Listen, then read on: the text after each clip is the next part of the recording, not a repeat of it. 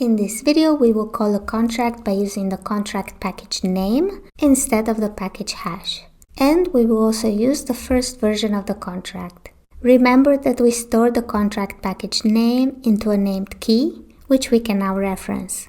Here is the code that we used before.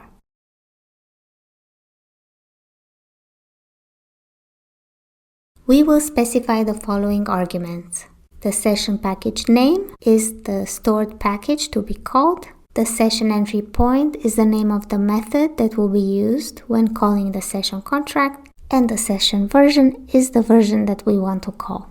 This example calls the entry point counter inc as part of the contract package counter package name with version 1. We will not use any runtime arguments here.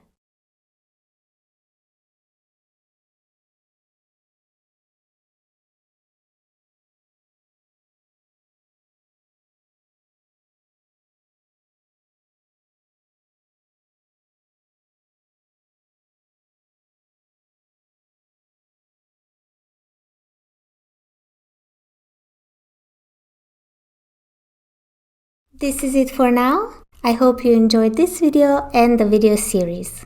Until next time.